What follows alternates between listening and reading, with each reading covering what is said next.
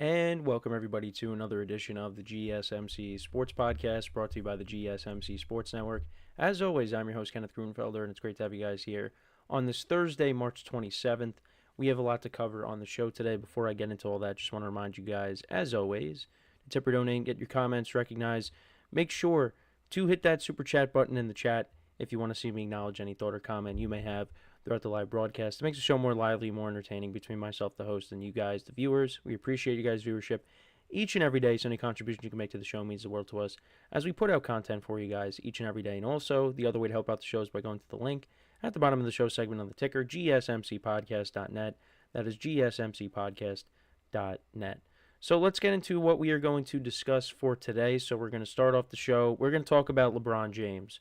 So once again, had another buzzer beater to add to his career as the Lakers win 120-119 over the Pacers last night. But we will also talk about the exclusive interview that he had on the Pat McAfee show. Now, it did also simulcast on ESPN.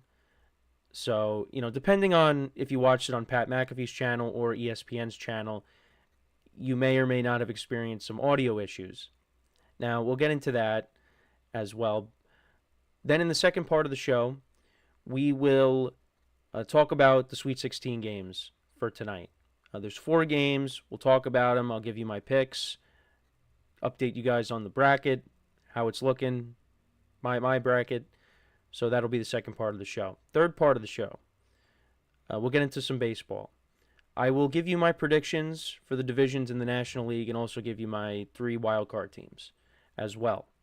And then in the fourth part of the show, we will take a look at the matchups for today in Major League Baseball, the pitching matchups, who I think will win each game, give you a rough prediction.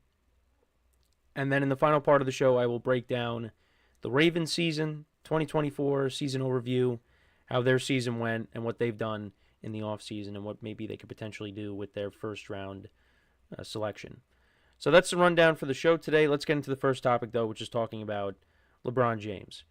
So, yes, the Lakers have been kind of scuffling a little bit since LeBron has come back. But you already saw the image. But he did hit a buzzer beater last night. Luka Doncic took the last shot. It was off, but LeBron was right there for the rebound and the quick putback. And the Lakers were able to get the win 120-119 against the Pacers, who are a solid team. And this extended his 18-year streak of scoring double-digit points in every game since January 5th of 2007. His streak remains the longest in NBA history, with Michael Jordan second at 866 games. Because, yes, LeBron did not have a great shooting night last night. He entered the fourth quarter with only 3 points, and he was 0 for 6 from the field. And I believe he ended up finishing with 13 points, 13 rebounds, 7 assists, so he still got a double-double. The Lakers, he scored on 4 straight possessions to reach 11 points, securing his streak. Lakers led by 13, but the Pacers came back and went on a 13-0 run. And they took the lead before LeBron had the game-winning tip-in. Now, like I said, the Lakers have been struggling. That snapped a 3-game winning streak, so it was huge to pick up a win, especially against a playoff team like the Pacers. Now, obviously, they're not going to go up against them unless they play against them in the finals, but still, it's a good team that they went up against on the road, and they were able to squeak by. But yeah, they were losing against the Bulls. I mean, they got blown out against the Bulls. They lose to the Magic, who've been disappointing this year. But yeah, they were able to pick up the win. And there's 10 games left in the regular season for the Lakers. So right now they're 44-28. They're currently the 4 seed, and they're tied with the Grizzlies. So anything can happen within these next 10 games. But they still have a chance to catch up to the Nuggets, and, they still have a chance to catch up to the Rockets and try to, get back the 2 seed, because they did have that before LeBron went down. And I've gone over their schedule several times, but they do play the Bulls again, so maybe they could pick up a win there. And then they do go up against, some playoff teams down the stretch here. So, we'll see what they're made of during this stretch. Luka had a big game last night, 34 points. He continues to play well. Actually, for both teams, all 5 starters for both teams scored in the double digits. The leading scorer, of course, was Luka Doncic. Then you had Austin Reeves, went 1 for 8 from 3, but he had 24 points. Jackson Hayes had 13 points. He went 6 of 6 from the field. Rui Hachimura had 14 points. They got 11 points from Finney Smith off the bench. And then looking at the Pacers, actually the Lakers shot 17 to 38 from 3, which is not good. And then for the Pacers, they had three players with 16 points. Halliburton, Nembhard, Miles Turner, and then Nesmith had 13. Pascal Siakam had 15. And the Pacers, they dropped to 42 and 30. But I do want to get into the Pat McAfee interview. So I did bring up the audio issues. That was depending on what YouTube channel you were listening or watching it on, because on ESPN's YouTube channel, the audio was constantly cutting out. Now that's because LeBron James was just letting it rip, and he was using some words that I can't use on the show. So you kind of understand that. So, but if you go to the Pat McAfee channel and you watch it on YouTube, it's unfiltered. So that's why there was audio issues, because there was so many comments saying, why does the audio keep cutting out? Well, that's because he was swearing. So, but as for the interview, they talked about a lot. Talked about, LeBron first coming into the league, and they did bring up the cookie incident.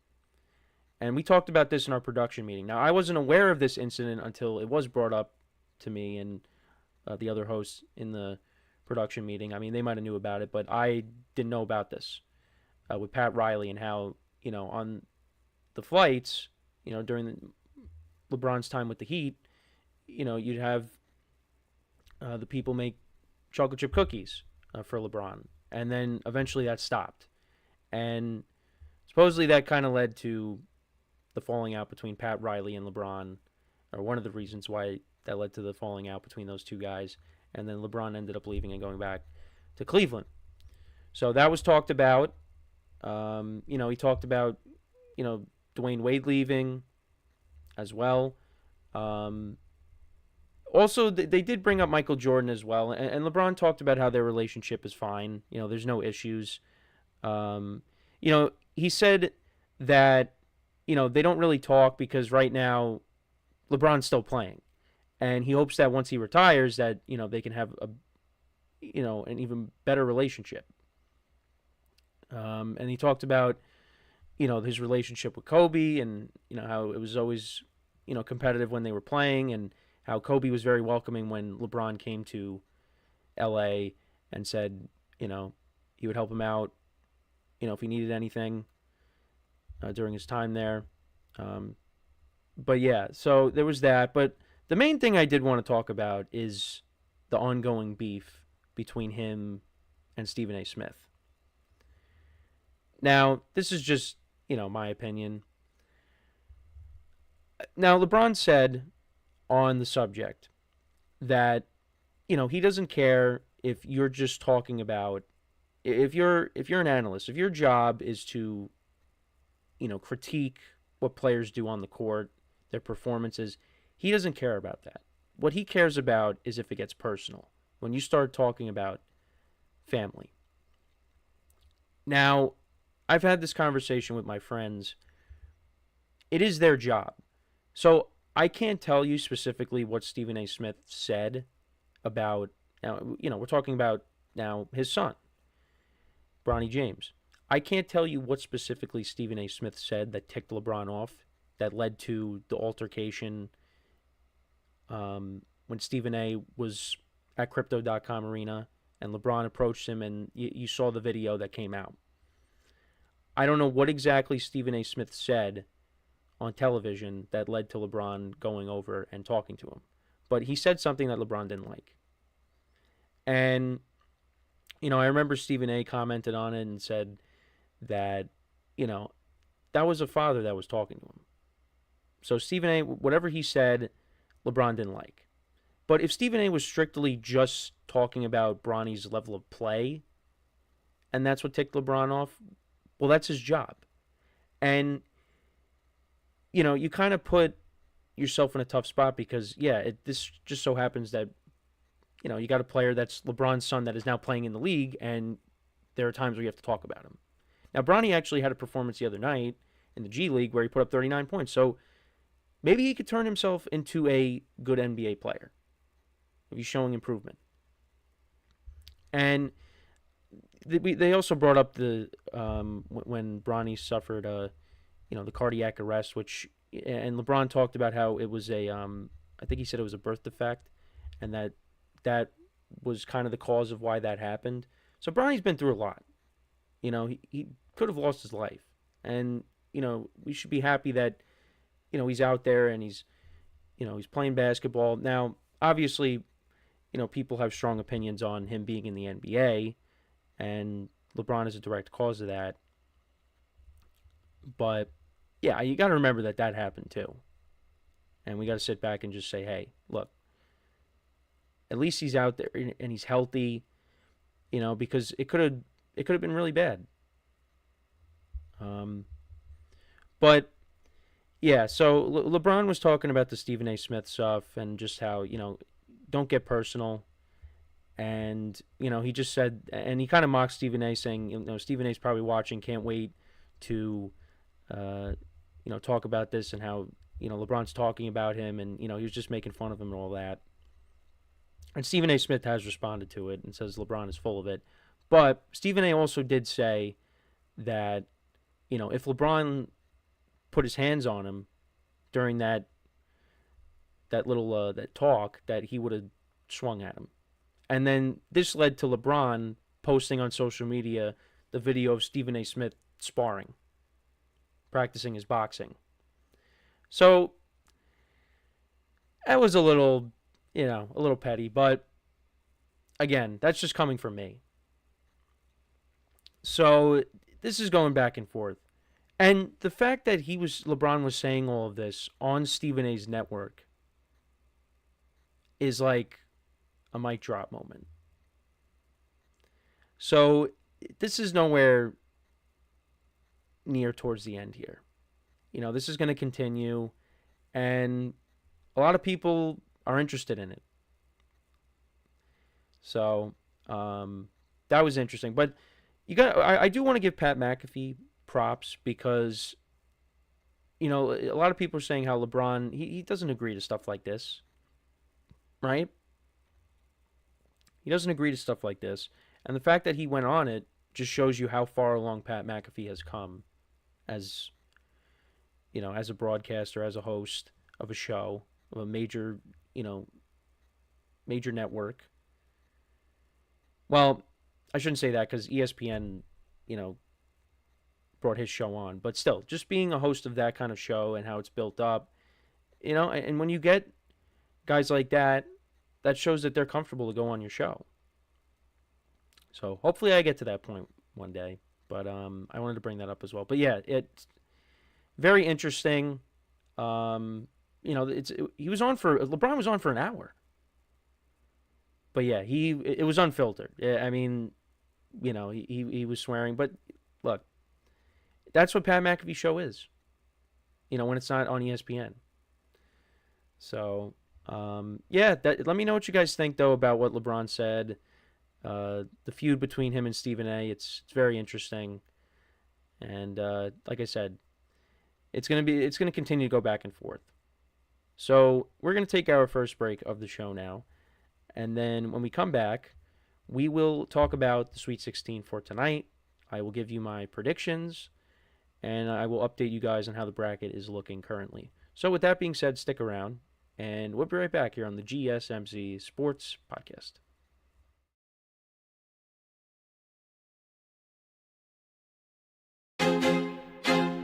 I feel like I'm losing my mind.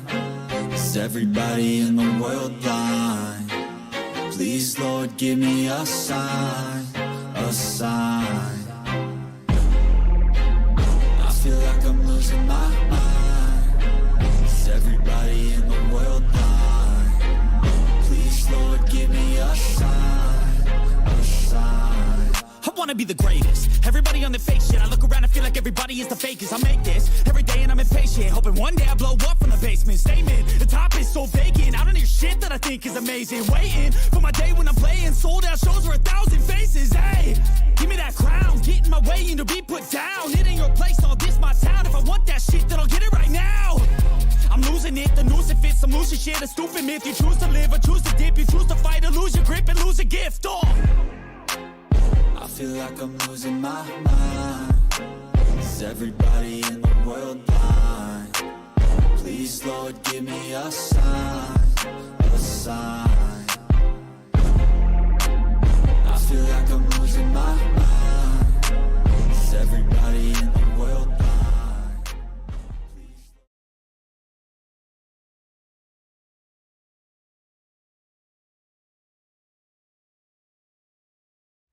All right, and we are back here on the GSMC Sports Podcast, and for the second part of the show, we are now going to talk about the Sweet 16 games for tonight, and I'll give you my picks, how the bracket is looking. So this is when the games really start to get good. We have 4 games tonight, 4 games tomorrow, and then, of course, we have the Elite 8 over the weekend. So the matchups for tonight are as followed. So you have 2 games on CBS, and then you have 2 games on TBS. So 7:09 p.m. start time, Eastern time, for BYU, Alabama. Alabama's a 5.5-point favorite. This is going to be a very good game. There could be Alabama could be on upset alert. BYU, they played VCU and Wisconsin. They lost to Houston in the Big 12. In the Big 12 championship game, I believe. They barely got by Wisconsin. That game got very dicey towards the end, but BYU was able to come away with the win.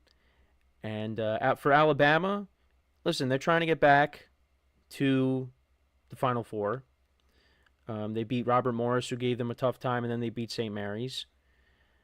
So yeah, this is gonna be a very good game. Could definitely go either way. I do have Alabama advancing, but I would not be surprised if there's an upset. I think it's going to be a very close game. I probably would take BYU with the points if I was going to make a little bit of a wager with this game. But we'll see. Mark Sears, so far in these playoffs or in this tournament, he had a double-double the first game against Robert Morris. Only had 12 points against St. Mary's in the second round. So they're going to need him to have a very good game, Alabama. But yeah, that gets us started off. Then, a little while later, you got the Maryland Terrapins against the Florida Gators. Florida barely got by the defending champion UConn Huskies. That was a very entertaining game, but they were able to get the win, and they beat Norfolk State in the first round. And then for Maryland, thought we were going to have the first, major upset, or the second major upset of the tournament, with a 12 beating a 4, and with Colorado State, and Maryland hit game-winning shot, and they won by 1 point, 72-71 over the Colorado State Rams. So they beat them, and they beat Grand Canyon in the first round. They lost to Michigan in the Big Ten conference tournament. So this is another game that could be very entertaining. And looking at for Florida's player, Walter Clayton Jr., he's done very well as of late. 23 points in back-to-back games. And then on the other side, you got Derek Queen, who's also been good as of late. Well, really he's been good all season. But since March 14th, 19 points, 31 points, 12 points, 15 rebounds against Grand Canyon, and then 17 against Colorado State. And they're 6.5-point underdogs. I do have Florida advancing. I have them getting to the Final Four. I have 3 number 1 seeds and 1 2 seed. I didn't have Auburn advancing. I had Creighton defeating them, but we'll see what happens this weekend. But I do have Florida winning this game. Then we got the Wildcats against the Blue Devils. Duke has looked very strong in this tournament so far, all over Mount St. Mary's and then all over Baylor, 89-66. Cooper Flagg in these two tournament games, he had 14 points and then 18 points the other day against Baylor. Tyrese Proctor, 19 points against Mount St. Mary's. He had 25 against Baylor.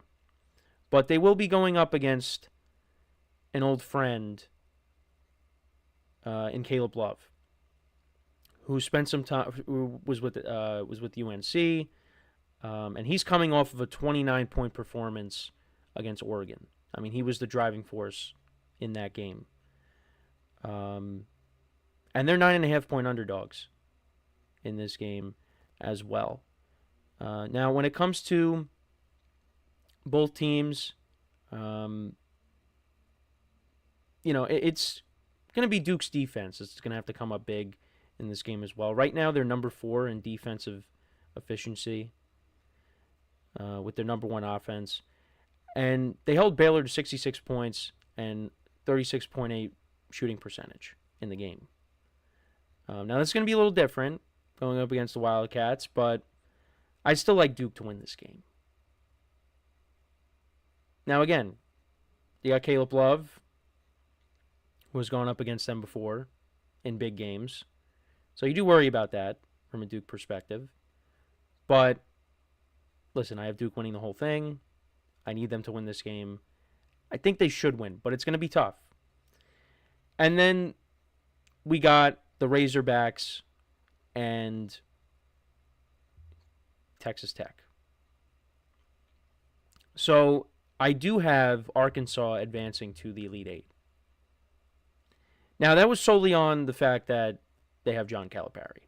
But Texas Tech is a really good team. They finished second in the Big 12 this season, at least in the standings. And they did lose to the Wildcats in the conference tournament.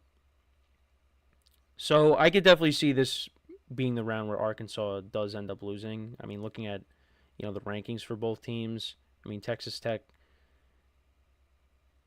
beats them in the offensive categories by when it comes to the rankings. But their free throw percentages are about the same. Their field goal percentages are about the same. Points against, though, Texas Tech beats them. And then, points per game, Texas Tech has Arkansas beat as well. But, look, I'm just hoping that, Calipari and that team finds a way to get a win and just advances one more time, just to help me out with the bracket. So I do have them winning, but it is going to be very tough. And I guess they're really that Cinderella team right now in the tournament because they're a 10 seed. Everybody else is, top 6. So, we'll see what happens, but that's what I have. I have Alabama winning, Florida, Duke, and hopefully Arkansas gets the win. So, looking at my bracket, now my main bracket is doing very well. I'm currently top 3 in my 3 bracket groups. 2 of them are small. One of them is with, I think, at least 20 people. Yeah, 20 people. And I'm in 3rd right now. Now, the person that's in 1st place had St. John's winning the tournament. So they're out. They're done. But everybody else right now, unless they end up losing, everybody around me has Duke. So it really is going to come down to, if Arkansas can win tonight, that is huge for me, for my bracket. But I'm very worried that is not going to happen. But we're looking good at the moment. All my Final Four teams are still intact. The only Elite Eight team that got eliminated was Creighton for me, But I am hoping that Auburn does lose for the bracket because, there's people that have Auburn winning the whole thing. But Auburn has looked really good. They looked good against Creighton. They looked good in their first round matchup, but that was pretty much a guarantee, or I shouldn't say a guarantee, but they were never really in jeopardy of losing that game to Alabama State. But now it gets harder. They play Michigan. Michigan's coming off of that win against Texas A&M. We'll see how it goes. But like I said, my Final Four teams are still intact. Michigan State, I got going to the Final Four. That matchup with Ole Miss does worry me. But I actually, not only that, I have Michigan State in my championship game. So we'll see. We shall see. But they should be very good games tonight. Looking forward to them. And we'll see. And then, like I said, we got 4 games tomorrow. We'll take a look at those. We'll recap the games from tonight.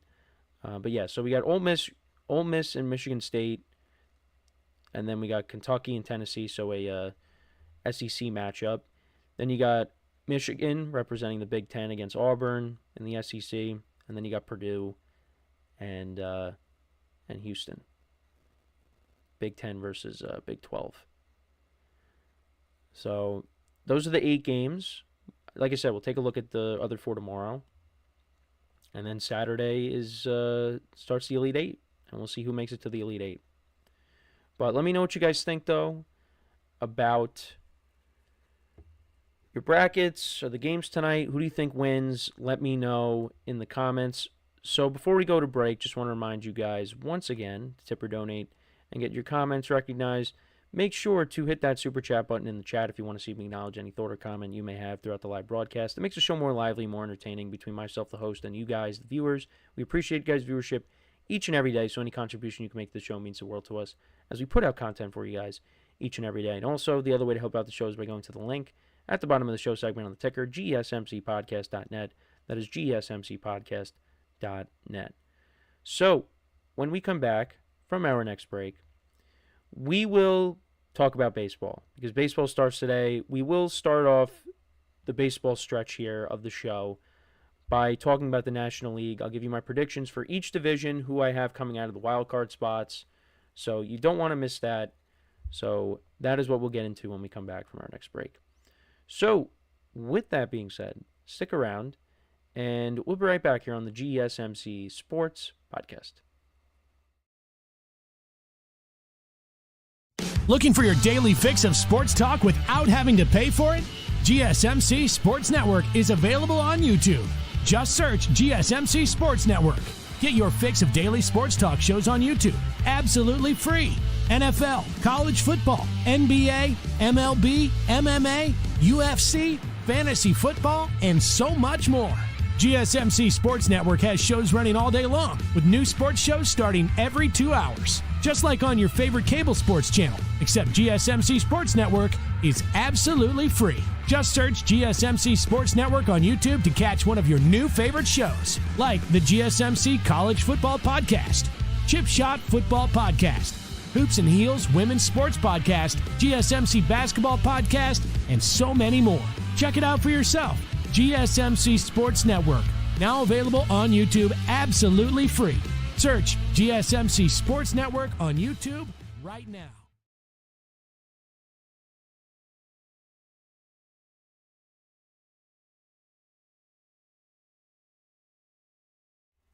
All right, and we are back here on the GSMC Sports Podcast, and for the third part of the show, we are now going to get into some baseball, shall we?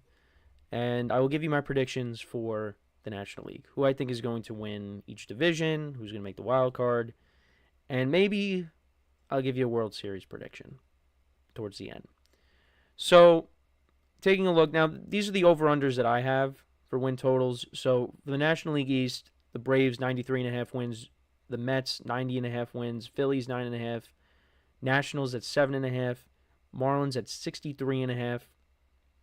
Then in the Central, you got the Cubs at 86.5, Milwaukee Brewers 82.5, Reds 79.5, Pirates and the Cardinals both at 75.5, Then the National League West, you got the Dodgers at 105.5, Diamondbacks at 86.5, Padres 85.5, Giants 79.5, and the Rockies at 59.5. So let's get into the NL Central. So it's going to be interesting. I think that is going to be a close division race. I think the top 3 teams right now. Now, one of the teams I don't mention could surprise us because, the young players they have on their team and the stud pitcher that they have, and that's the Pirates with Paul Skeens for a full season. But I still don't think they're going to be very good. Now, again, they could surprise us. But I do think the division is going to come down to the Brewers, the Cubs, and the Reds. And I am going to pick the Cincinnati Reds to win the NL Central. I've been thinking about it. The Cubs, look, with Craig Counsell in year 2 as the manager, they traded for Kyle Tucker, who's a very good player. Maybe they could be that team. The Brewers are the team that always comes out of the Central. But the reason why I have the Reds winning the division, they do have very good young players that are on the come up. Ellie De La Cruz is one of those players, and many people are projecting a big year for him this upcoming season. It's because of Terry Francona. Similar to how I feel about, the Razorbacks advancing very far in the tournament with John Calipari. But now, obviously, 2 completely different sports. But Terry Francona, first of all, I was surprised that he came back. I thought once he left Cleveland and retired, that was it. He was gone. But then, out of nowhere, he gets hired by the Reds, and they get an upgrade there. And look, as a Yankee fan, Terry Francona, is in Yankee fans' nightmares because he was, the manager of the team that came back down 3-0. But not only that, and the Red Sox did win, but, he won another championship with the Red Sox as well. He brought Cleveland to a World Series. He's a very good manager. And he's a leader, and I think he's a guy that's really going to, build relationships with these players and already has, I'm sure. He's a player's coach.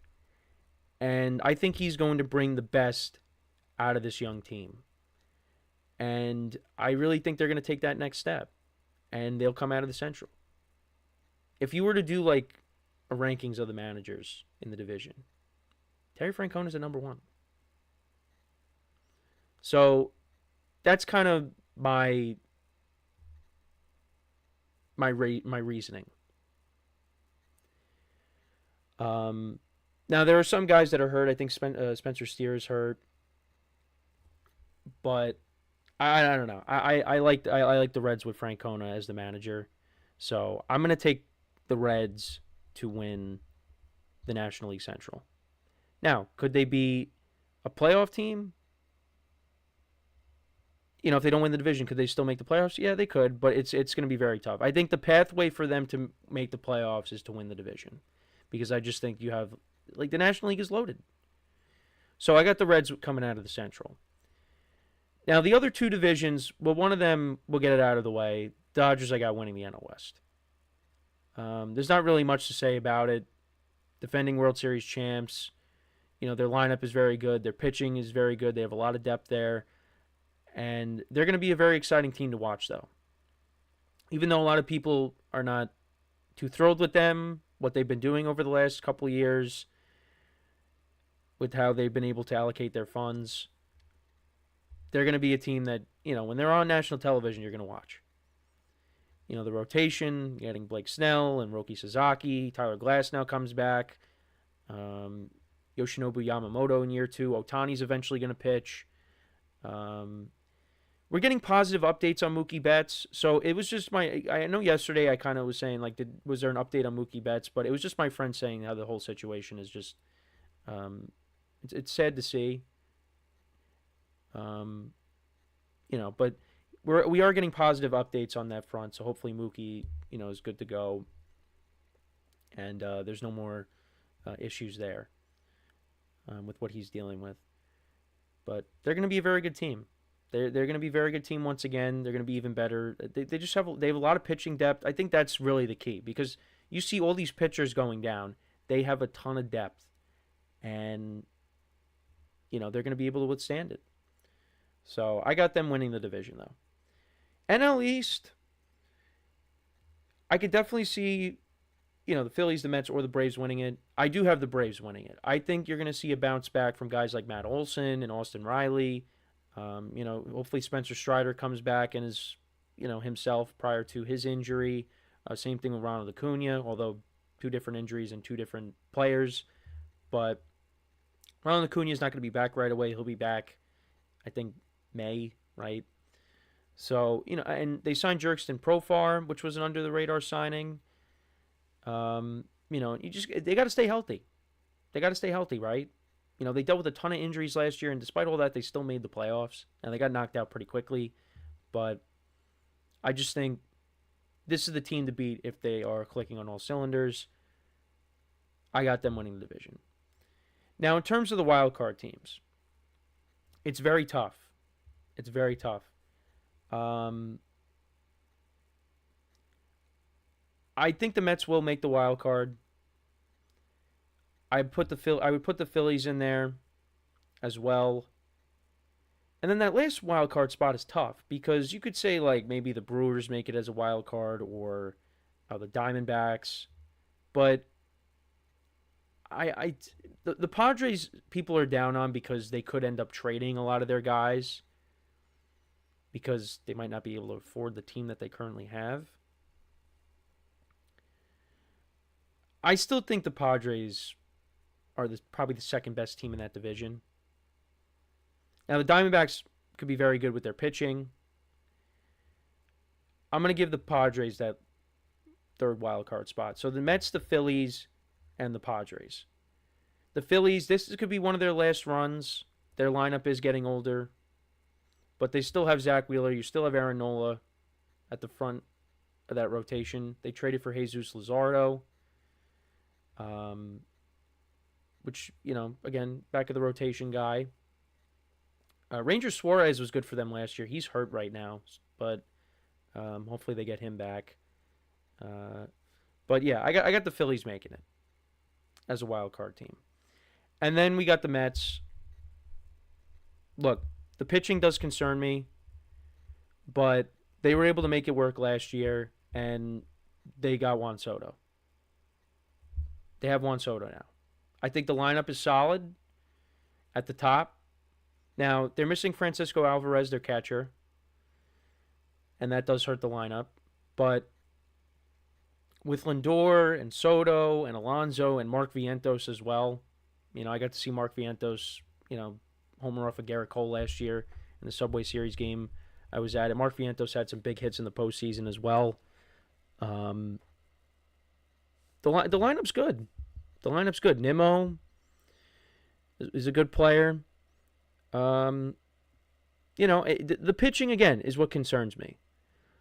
But, if you get Sean Manaea back, right, if Kodai Senga, can be the pitcher that he was, prior to his injury-riddled season last year, the Mets will figure it out. And if, they got to make a move at the deadline, they could do that. So I think the Mets are going to have a good year, but I still think the Braves are the number one team.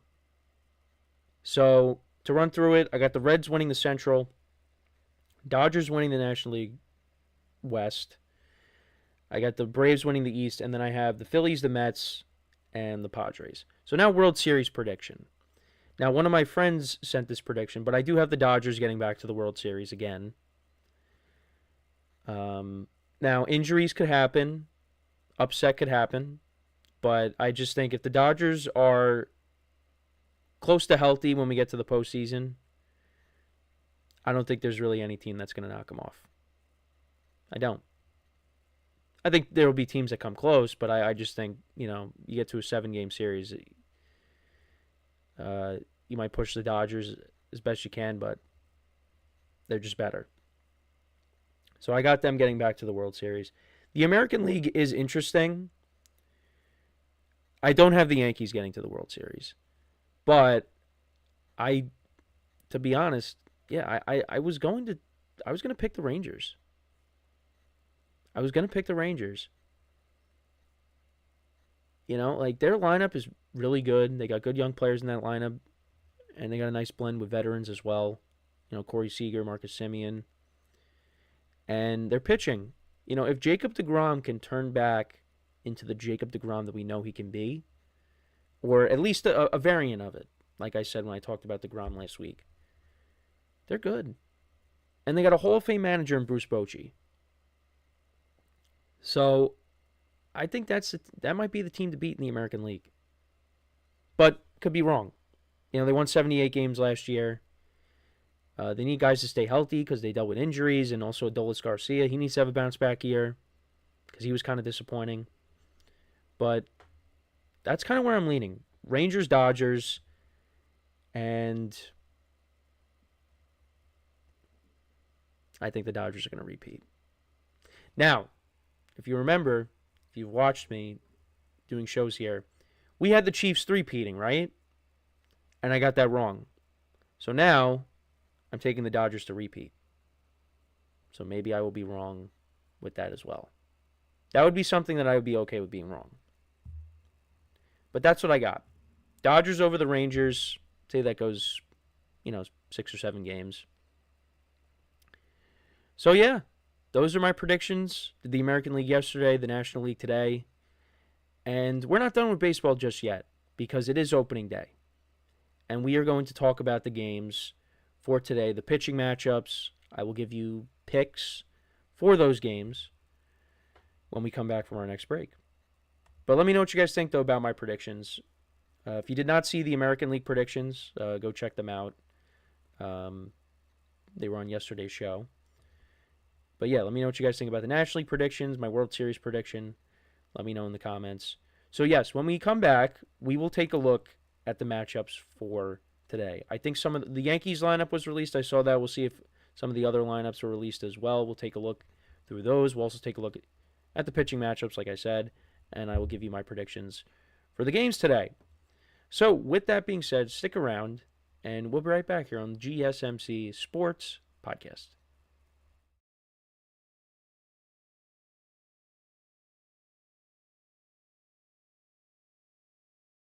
For the best and latest podcasts available anywhere, go to the podcast app on your cell phone and type in GSMC to access free content-rich podcasts on health and wellness, book reviews, sports, entertainment, relationships, social media, movies, technology, finance, and even weird news. Subscribe and download the GSMC Podcast Network's family of shows, available everywhere podcasts are found.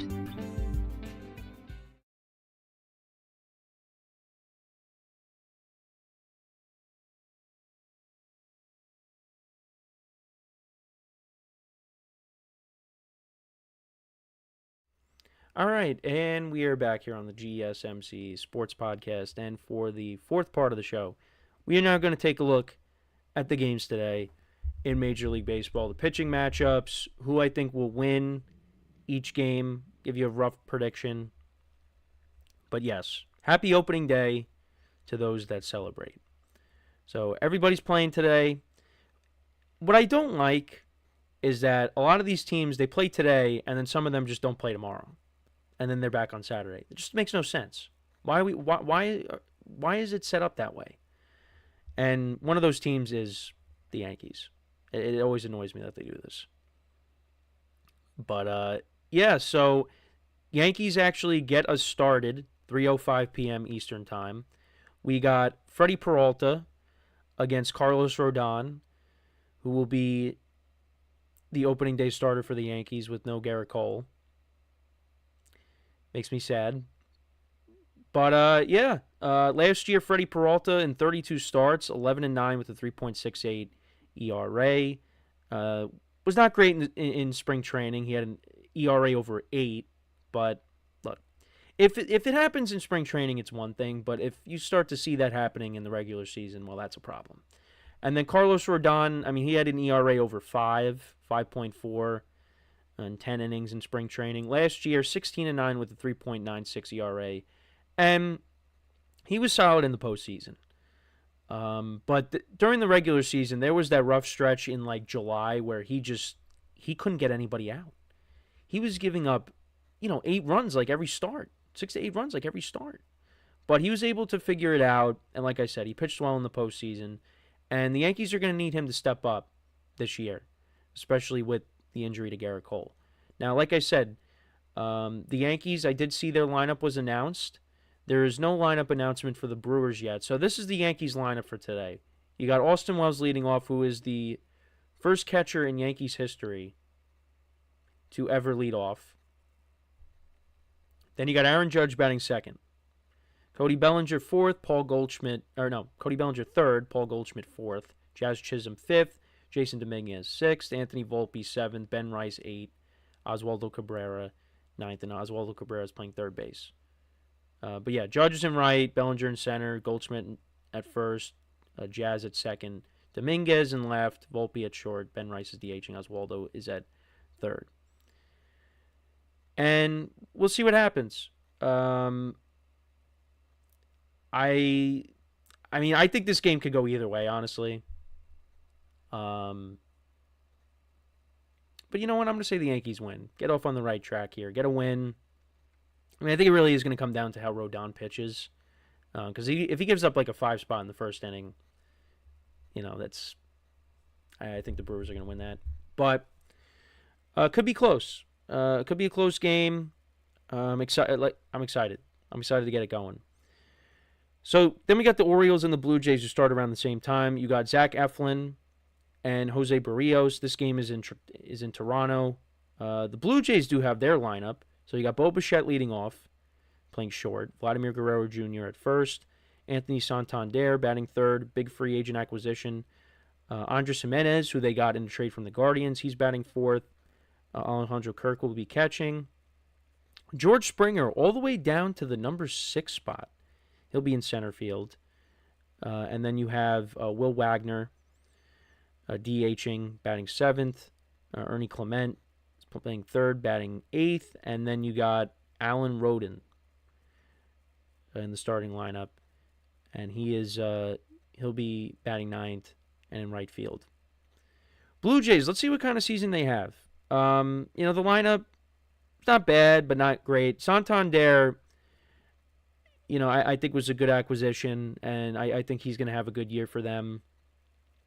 They just paid Alejandro Kirk, but it's amazing George Springer. George Springer now is 35 years old, and he was not great in the spring. And he was not great last year. And now he's all the way down to 6. He was leading off. He was their leadoff hitter, and now he's not. So, and we'll see what kind of year Vladdy has. This is his contract year. And, Bo Bichette's a guy that actually did well in the spring, but was not good last year.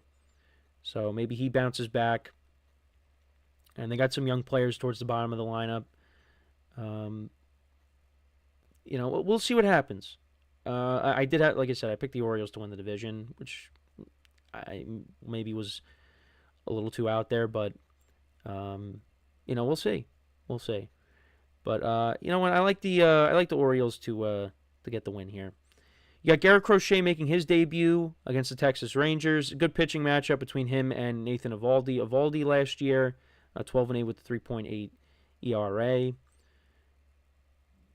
Let's say the Red Sox get the win here with Crochet. Let's see. Did anybody release? Oh, wait. Do they have? Actually, no. Both of them did not release the lineups yet. But that's because they're later in the day. But then we got the Phillies and the Nationals. You got Zach Wheeler against Mackenzie Gore. I like the Phillies to win there. Then you got Tanner Bybee, who just got paid this offseason. Oh, actually, both pitchers got paid this offseason. You got Tanner Bybee and Cole Reagans, who was not great in spring training. He had an ERA over 8. Say maybe the Royals get the win there. Then you got Clay Holmes against Framber Valdez. Mets will be in Houston. Juan Soto makes his debut today. We'll be paying close attention to that. It's interesting how back-to-back years Juan Soto will have made his debut with 2 New York teams, back-to-back years, and his debut will be in Houston. Now, last year the Yankees swept the Astros in Houston, and everybody was saying, wow, the vibes around this team feel a lot different because they started off 4-0. And, yeah, they ended up going to the World Series. So, let's see what happens with the Mets. Let's see what he does in Houston this time around. Does he throw, a guy out at home plate? Does he homer in this series? I'm sure he does. The other thing I'm curious to see is how is Clay Holmes going to do? Because he used to be, or actually he started out as a starting pitcher, but then he was a reliever. And now the Mets have him as an opening day starter. But he did very well in the spring. In 19 innings, 19 and a third innings, he had a .93 ERA. 23 strikeouts, and a whip under 1. So maybe he is going to be a good starter. And the Mets do very well, with their pitching, and changing guys up and making it work. So let's see what happens. Framber Valdez, he was decent in the spring. I'm curious to see what the Astros do, because they lost Bregman, they lost... Bregman will be making his debut with the Red Sox today. They lost Bregman. They traded Kyle Tucker. Jose Altuve is now playing in the outfield. But when it comes to this game, and this game is a toss-up for me. I'll say the Mets get the win. And so both New York teams go home happy tonight. Giants and the Reds have the Reds winning the division. Hunter Green will be getting the start. Pitched well last season. Logan Webb. Good pitching matchup. I'll say the Reds get on the right track with the win. Braves and the Padres. This is a good pitching matchup and a good series to start off the year. Chris Sale against Michael King. I'm going to say the Braves get the win. I do like the pitching matchup. Both teams I have making the playoffs. So we'll see. And then you got two teams that aren't going to be very good, the Angels and the White Sox. You got Yusei Kikuchi for the Angels, and then Sean Burke for the White Sox. Say the Angels get a win. You know what? Mike Trout is going to hit a home run today. Let's hope Mike Trout gets off to a good start. And he plays a whole year. Then you got Paul Skeens against Sandy Alcantara, making his way back from Tommy John surgery. I'm going to say the Pirates get the win. Tonight or today. They play later today. But yeah, Paul Skeens, definitely a guy that many people are picking to win the Cy Young. Actually, the Marlins do have their starting lineup out. And I got to be honest, not a lot of household names in this lineup. Not a lot of household names. That is interesting. Remember when they used to have Yelich and Stanton and D. Gordon and Real Muto? They had all these guys. Ozuna. If I saw one of these guys walking on the street, I would not know who they are.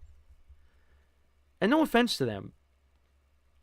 Now, I know Sandy Alcantara, but wow. That's their starting lineup for today. Okay. Well, I got the Pirates winning with Skeens.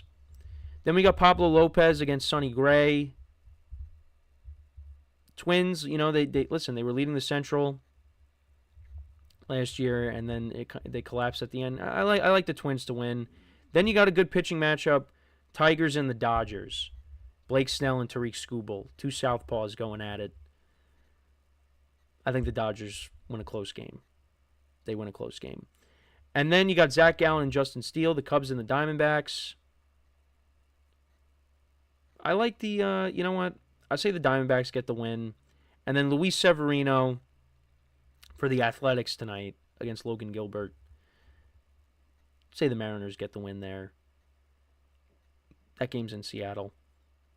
But those are the pitching matchups, and those are the teams that I have winning those matchups. But let me know what you guys think. What game are you most excited to watch today?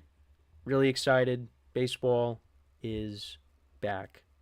So we are going to take our final break now. And then when we come back, we will talk about the Baltimore Ravens. We will go over their season, what they've done in the offseason, and yeah, so all of that'll take us right to the end of the show. So, for one final time today, make sure to stick around, and we'll be right back here on the GSMC Sports Podcast.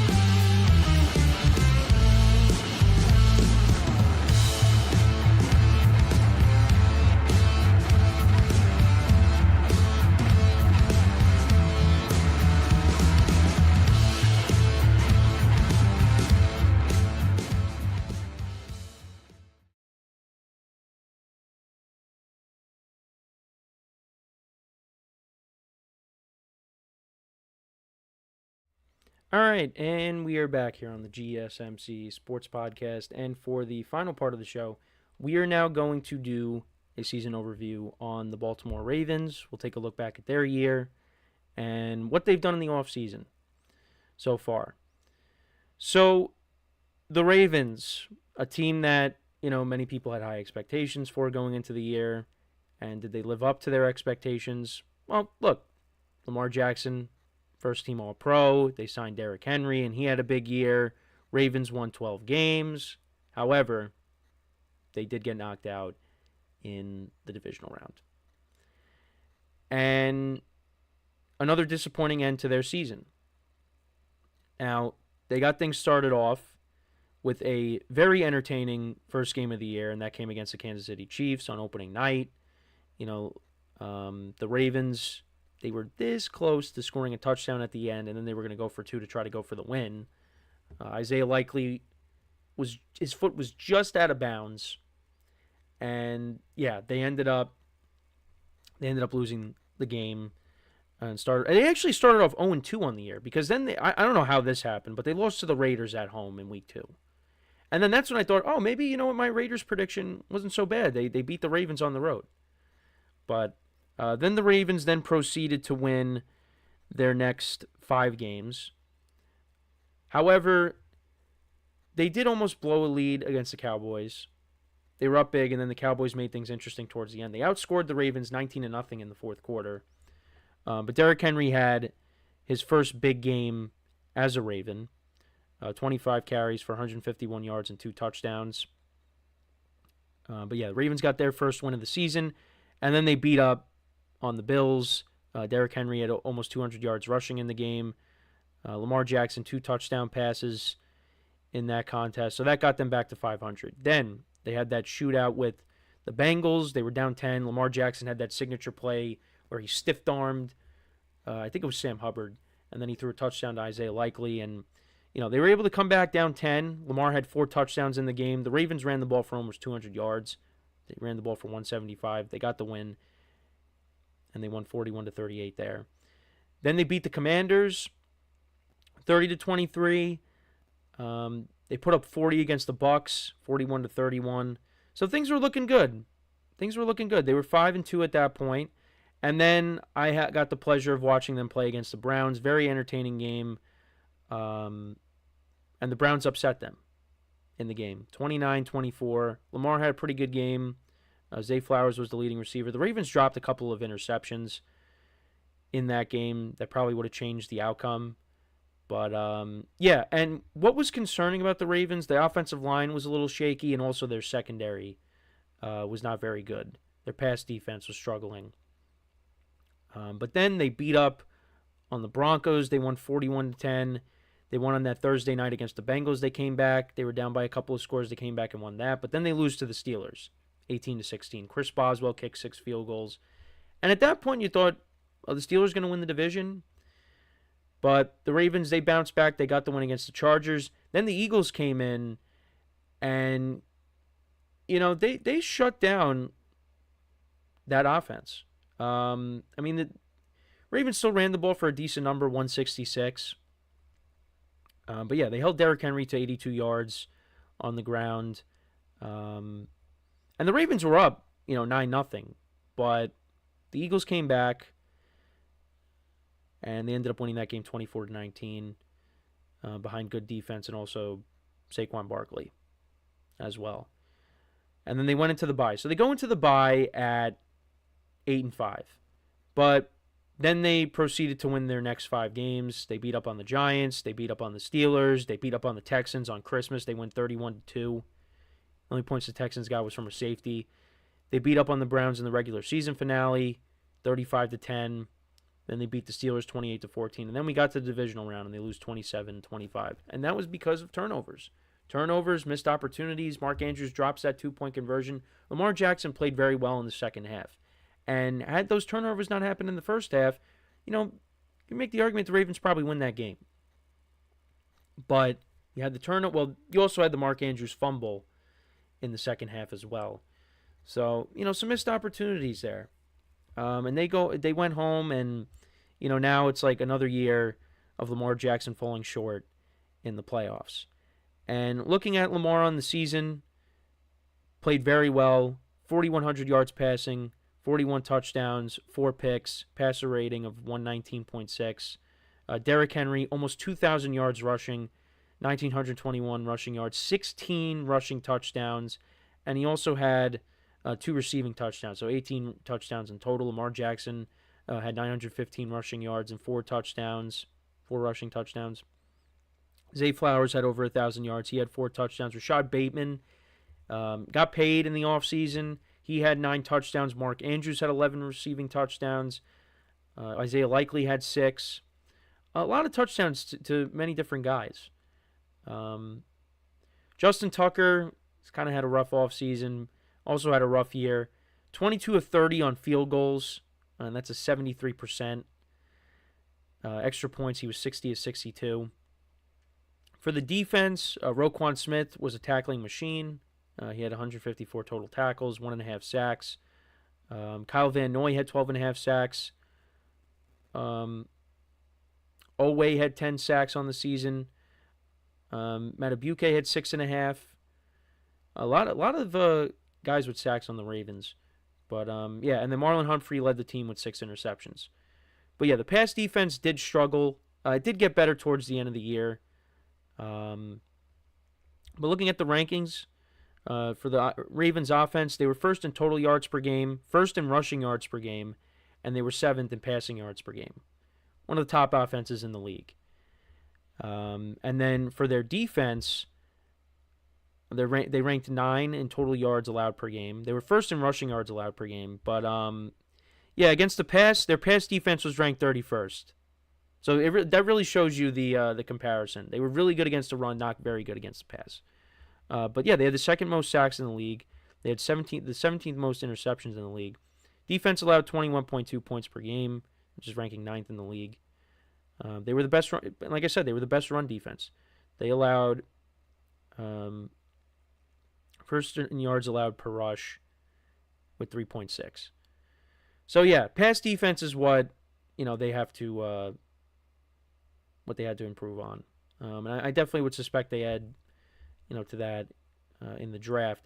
Now, what they did in free agency, they did sign a Woozier corner to a 1-year deal. They re-signed Tylan Wallace. They signed DeAndre Hopkins. They added him to the receiving core. He's in decline, but, I think he helps that receiver room. They added Jack Hummel, linebacker. They re-signed Patrick Ricard. They re-signed Ronnie Stanley, left tackle. You didn't want to lose him. Ben Cleveland they re-signed. They signed Cooper Rush to be a backup quarterback. I thought that was a good signing. But yeah, I think they definitely need to add to the offensive line. They need to add, because they had a relatively young, inexperienced offensive line in some positions, so they need to address that. Probably, again, secondary they're going to address, but I mean, everywhere else, it's not a lot of glaring holes on this team, and they're going to be back again next year. They're going to be a very good team. They picked 27th in the first round, so yeah, I suspect maybe you take, a corner. They got the 59th pick in the second round. So they got 1 first, 1 second, 1 third, 2 4s, a 5th round pick, 4 6th round picks, and then a 7th. So they could do a lot of things with that. But yeah, corner, offensive line, maybe a receiver, maybe a running back late. Because, Derrick Henry's not going to be around for the long term. At some point he's going to retire. So, they do have Keaton Mitchell on the team. They do have Justice Hill, but I don't know. Well, maybe I'm wrong in saying that. But, that could be a position maybe they address very late in the draft. But I do think the top priorities for them is offensive line and secondary. But yeah, it was another disappointing end to their season, and we'll see what happens next year. But it was a great year for Lamar Jackson. It was a great year for Derrick Henry. So we'll see how it goes. We will see how the draft goes for them. But not a ton of splash moves in free agency. But let me know what you guys think though about the Ravens season. What were your takeaways from it? Let me know in the comments. So that is pretty much it for the show today. Thank you guys for tuning in. Make sure to check out all the other shows as well on the network. Make sure to leave a like, comment, and subscribe to our YouTube channels. And wherever you get your podcast, you can listen to us as well. Happy opening day. Happy Sweet 16. Got a lot of stuff coming up. And then, we got the NBA and Stanley Cup playoffs around the corner. So, it's an exciting time to be a sports fan. We finally got out of that lull period. And then sure enough, we got the draft coming up in a month. So there's big things that are on the way now. There are things coming up later on in the future. So it's like I said, it's an exciting time to be a sports fan. But appreciate you guys tuning in. And let's see what happens today. Going to be locked into baseball. Like I said, Sweet 16 being on. So there's going to be a lot to talk about tomorrow. We'll recap the Sweet 16 games tomorrow. We'll talk about the games that are on tomorrow night. I'll recap some of the best games, around baseball. We'll get into, more season overviews. I'm still deciding on which division. I guess we'll go with the AFC South. So we'll start that off talking about the Jaguars. So I do have, and then we got to figure out the rest of the itinerary for tomorrow. But that's, a little sneak peek for tomorrow's show. Make sure to tune in, 10:30 a.m. Eastern Time.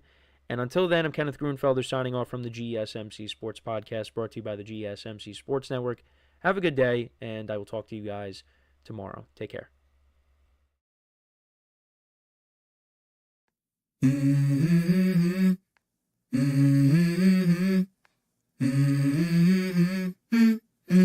Let's go. I wake up to a little bit of drool on my pillow, feel like it's gonna be a bad day. Yeah, I'm tired of shit, and the coffee ain't hit yet, damn, ain't that great.